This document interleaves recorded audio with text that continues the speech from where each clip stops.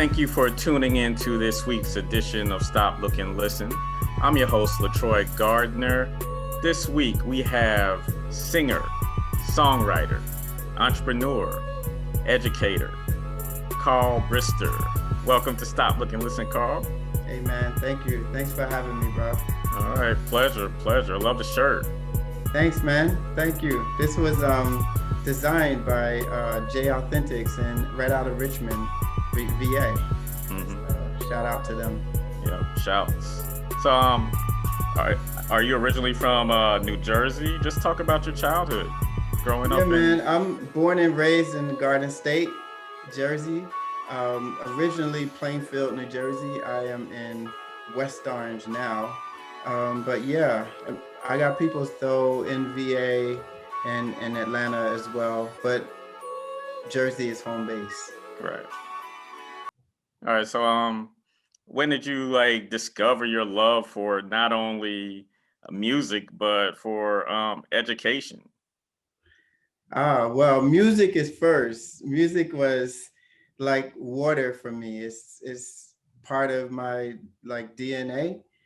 My dad had a soul funk band called the Sagittarian Fire, and they would rehearse all night long, even on school nights, and I loved it. Like I would just stay up even past my bedtime, and I would practice all the harmonies and sing them like I was in the band.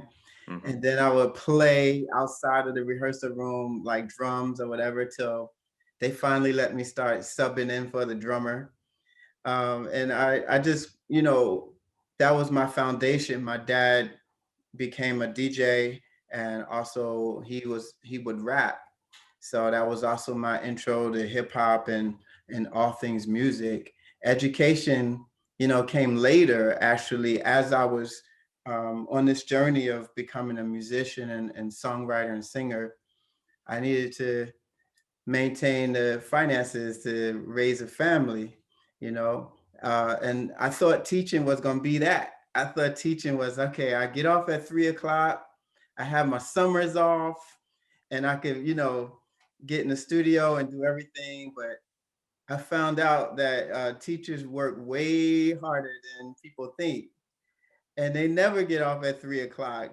The clock just the school bell rings, but teacher's job goes into the night, weekends.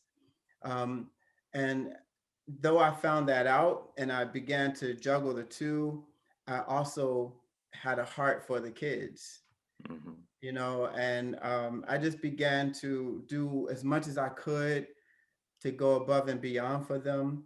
And like someone did for me, show them life beyond their surroundings and infuse my love for music with math and try to motivate them to grow. And that's how it all came together. Nice. So, you started out as a math teacher. Just speak on the importance of having Black males in the classroom, for our little brothers and sisters to identify with. Man, for sure. It's really an interesting relationship because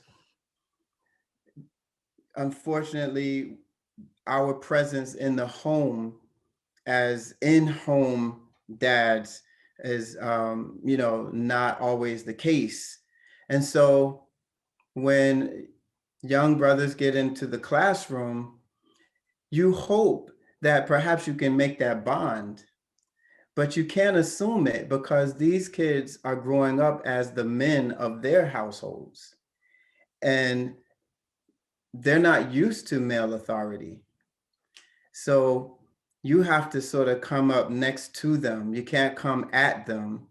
You have to find a way to sort of let them know that I see you and I got you. I'm here for you. Um, and let's do this together. And once they see that, then you can make the connection and help them to sort of like as a mentor to come beside them and lead them by example and pray that your walk is something other than they may see every day where they are. And so they have options.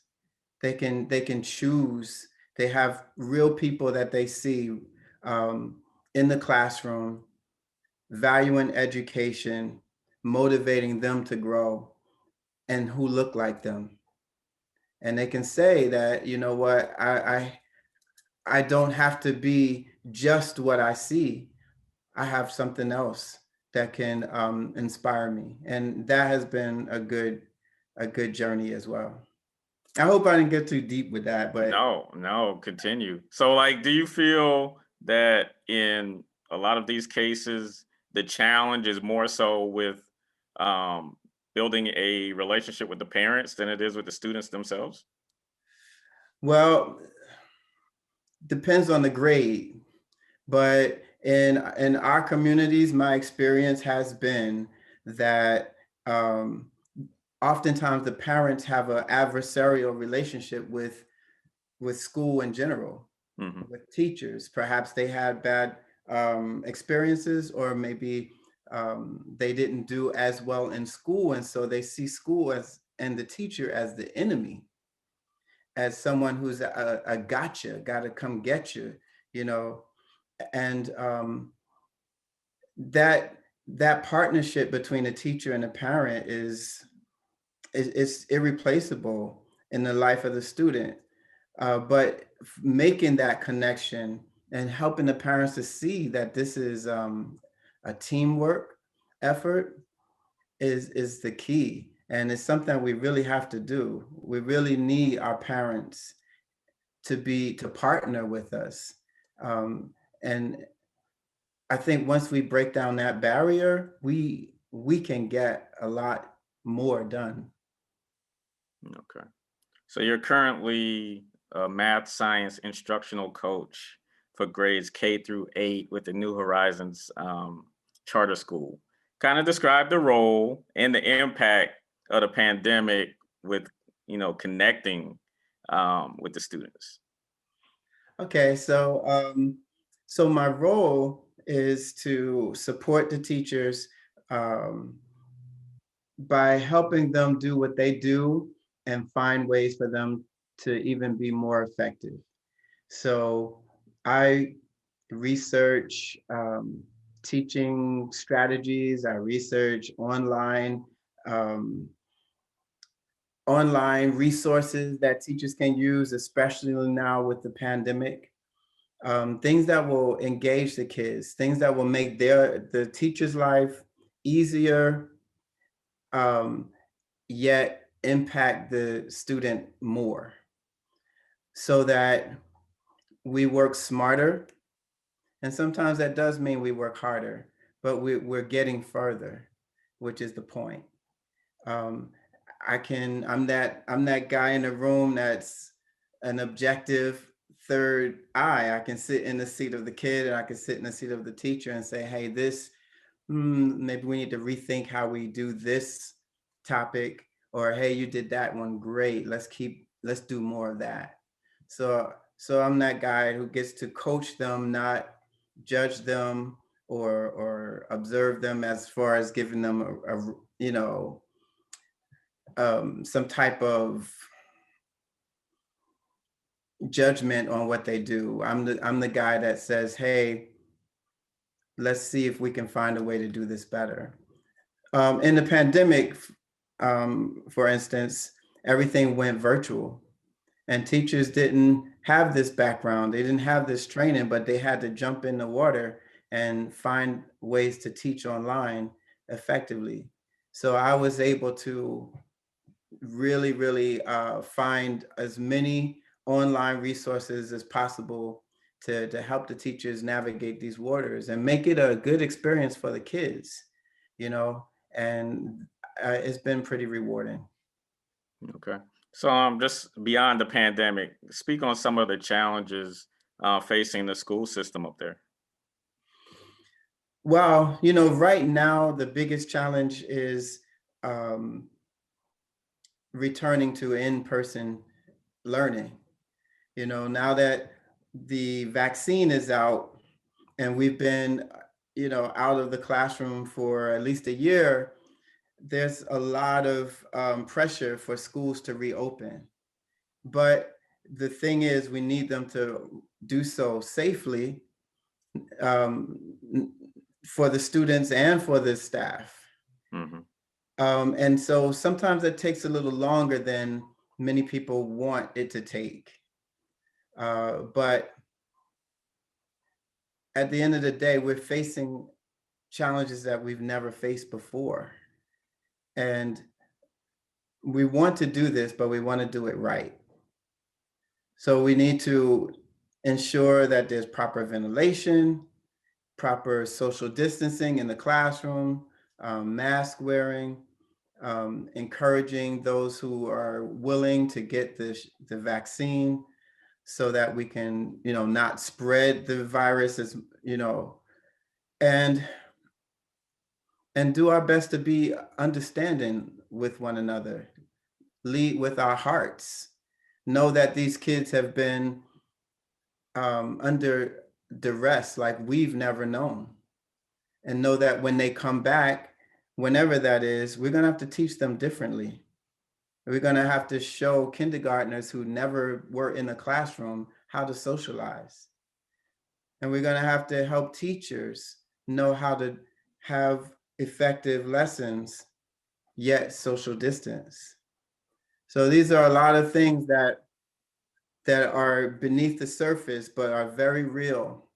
How do you have a interactive recess and social distance? It's a lot to unpack, and we just need to, most of all, have patience with one another. Beautiful. So you sort of mastered this ability to bridge your love for music and education all into one. I'll just talk about how you use music in the classroom. Man, so music and math have a relationship. They do. And the whole thing is finding something, just a piece of something that the kids can relate to, that will help them be more interested in what you're trying to teach. Hmm. So if you're talking fractions, then you're also looking at time signatures, rhythms, and music. For a 4/4 time signature is 4 beats in a measure. Quarter notes gets 1 beat. A whole note gets 4.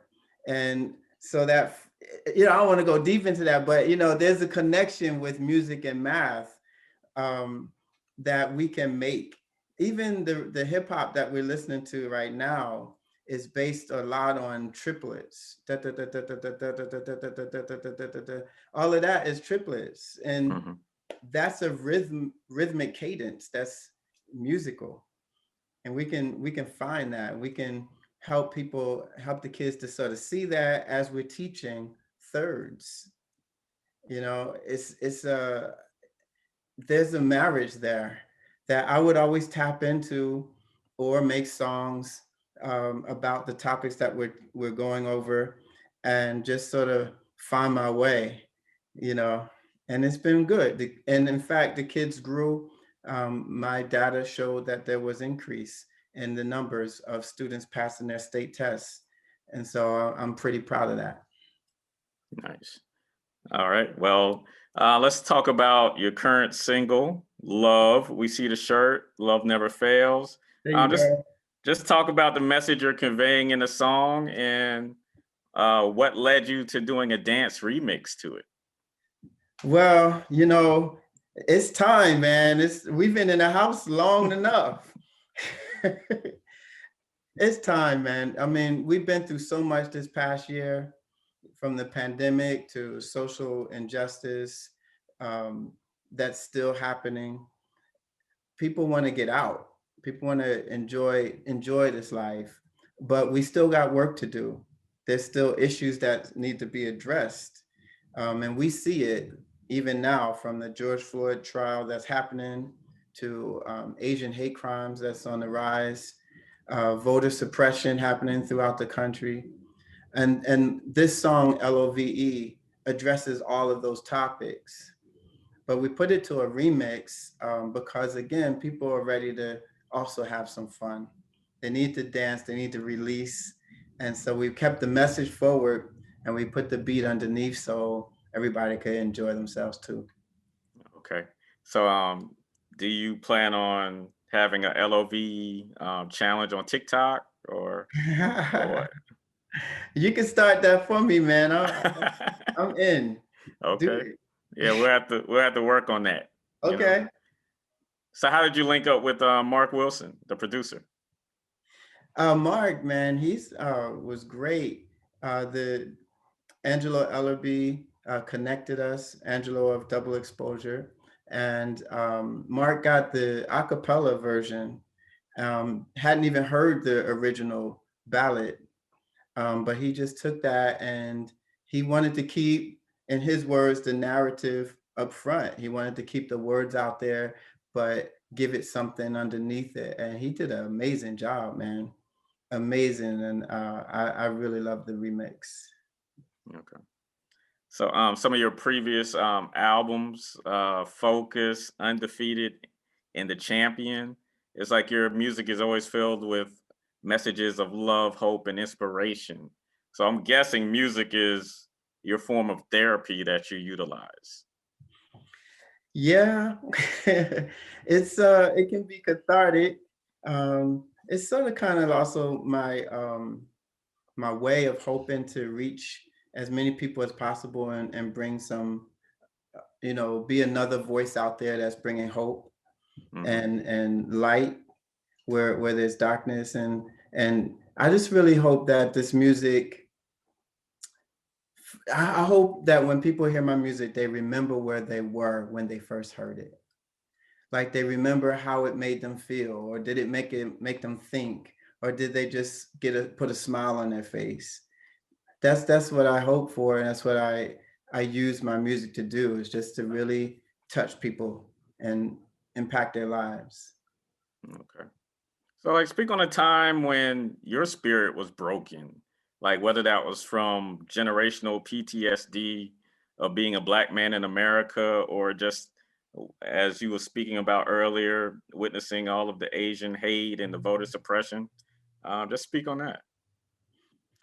Man, so I can I can go back to this time last year Hmm. when the news of Ahmaud Arbery came out, and Breonna Taylor, and then George Floyd.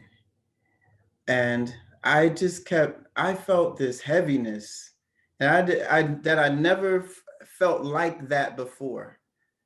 I for a while, like people would say, "What's going on with you?" And I was like, I just need a minute. I don't really even know what to say right now, but I'm not okay. It was really, really, really heavy. I did things like, exercise, try to work out, everything that we do to process. But the one thing that helped me totally get through this was music. And I found myself for a good 3 days just playing my piano, playing the keyboard. And after I went to a Black Lives Matter rally with my family, my two sons, I have two sons, and my wife, I saw my son chanting these words, "Enough is enough," with the crowd. And as I came back, those words sort of stayed with me. I woke up the next day and I kept playing, and those words became a song that I released right before L.O.V.E, called "Enough Is Enough."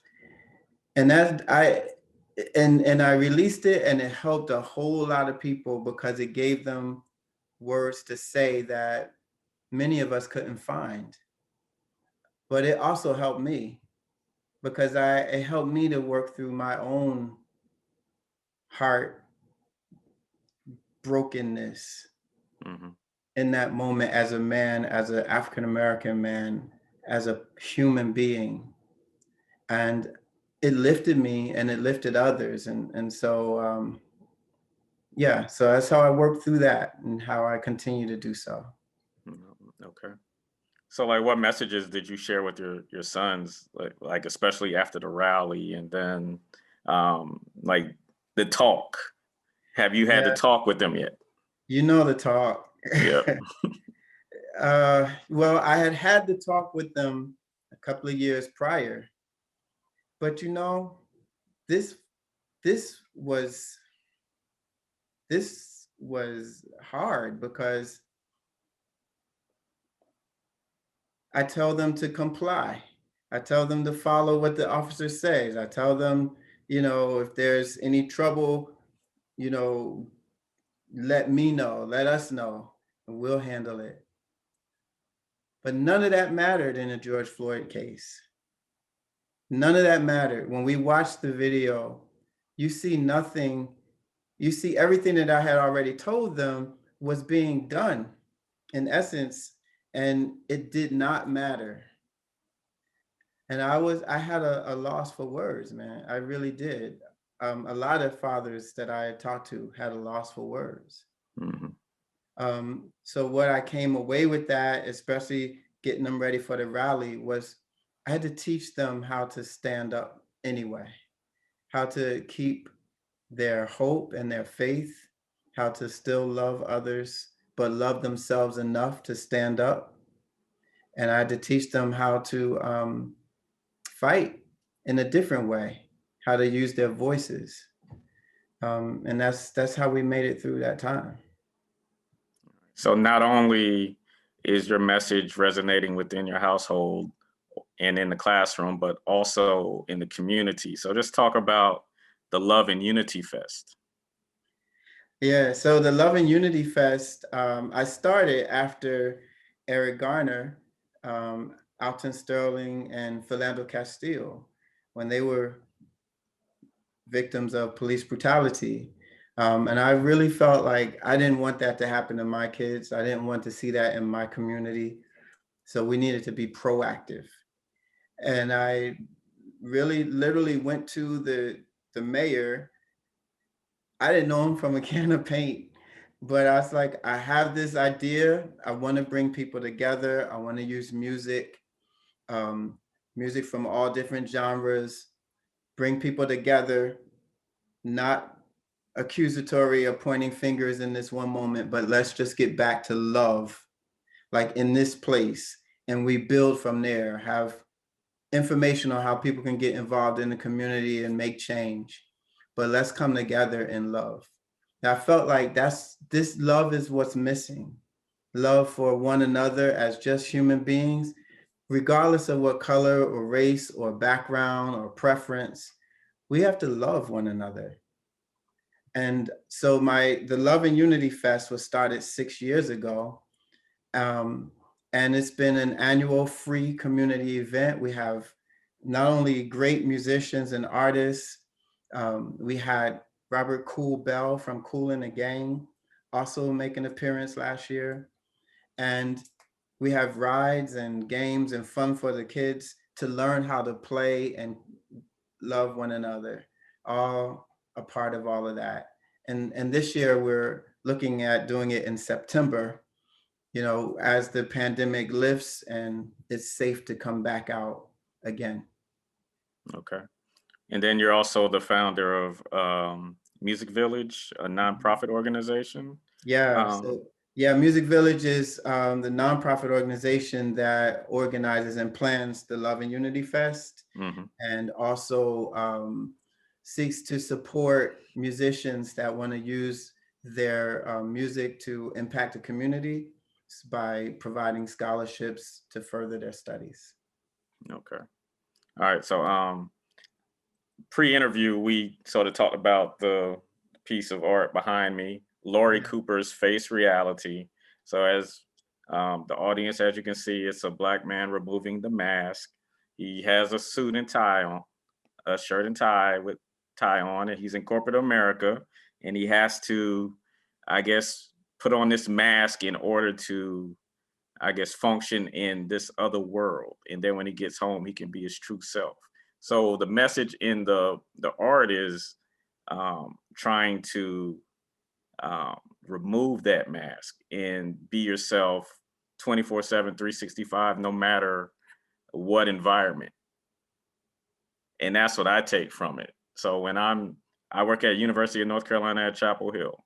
So when I'm there, they're going to get LaTroy. Now, of course, I'm not going to do anything to um, rattle a cage, so to speak, but I'm going to represent myself and never back down or give in to um, societal um, values.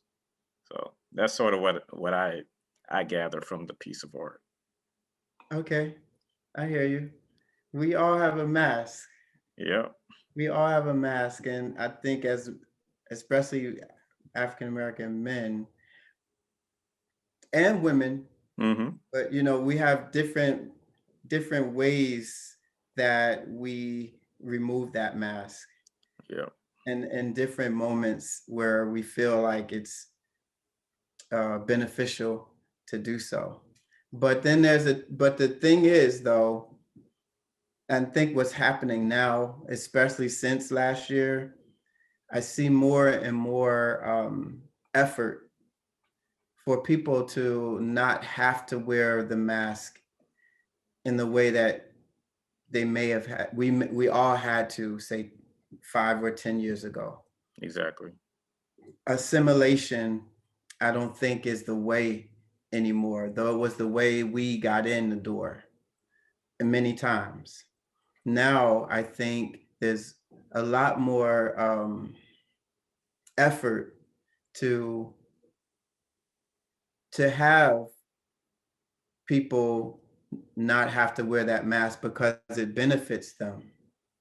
It benefits a company to have people who do not all look the same so that you can relate to a larger market. It benefits educators to have a diverse staff so that your students know who are more likely to work or study under a professor who doesn't look like them, to have the opportunity to learn that when they're young, to learn how to accept instruction from people who come from different cultures and backgrounds will only help students when they get to the collegiate level and when they get to the job where their manager might not be from this country. So I think we're learning a little bit more value in taking that mask off and valuing the true person beneath it. It's just we have to be sensitive as to when and where we are when we do take it off. Yeah. And I mean, I'd like to think, I know at least where I'm working, there's more, efforts to implement D&I um, policies, and I'm seeing that widespread. I'm just hoping it's not uh, um, a rash reaction to what happened last year, and it's going to be a sustainable model going forward. I think we have the right, and we've earned the right to be cautious, you know, and Hmm. to feel just that way. Like, okay, is this just a knee-jerk reaction? Is this just, going to last for a minute and then we're going to go back to the way it was?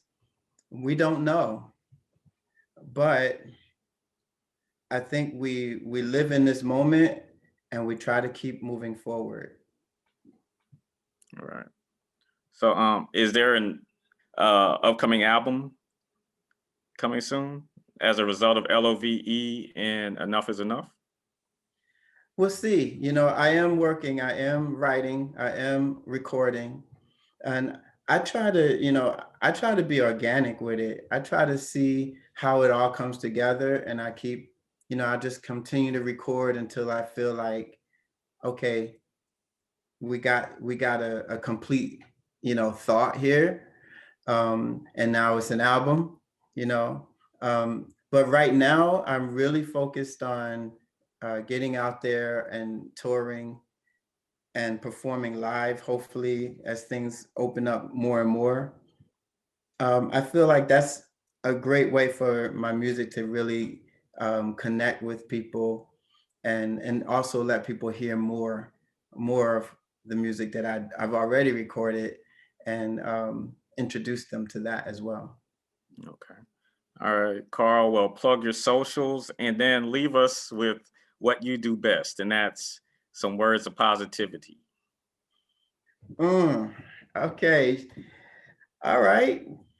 Socials first. Yes. So socials, my home is carlbrister.com. That's my official website, and everything Carl Brister you will find there. My socials are Carl Brister official on IG and YouTube. Pardon me. Mm-hmm. And I'm at Carl Brister on Twitter and Facebook. But everything, all of that you can connect with if you go to carlbrister.com. Also, you can find my music on everywhere digital and download and streaming is found. So Amazon, iTunes, Pandora, Spotify, keyword Carl Brister, and you will find my music there. Um, and words of positivity, man. Good stuff. I think if well, you know what? I could just go straight here. Love never fails. That works for me. Straight to the point, messaging in the shirt. Love never fails. If we start and end with love, we can only move forward. Everything that we do, we keep love at the center of it. It's already starting off in the right direction. So I would say that stick with love. All right. Carl Brister, ladies and gentlemen. Thank you, sir, for your work in the classrooms, in the community, the messaging, in your music, the Love and Unity Fest, just everything you're doing, to bring healing during these tough times. It's very commendable. So continue striving and looking forward to whatever you're cooking up organically. Thanks, man. I appreciate it. When the meal is done, I'm gonna come back. All right, nice, nice. So, ladies and gentlemen, Carl Brister, and for Stop, Look, and Listen, I'm your host, LaTroy Gardner. See you next week. Peace and blessings. Thank you for checking us out on YouTube. Be sure to subscribe for more great content. And don't forget to check us out on social media at GOB Radio Network.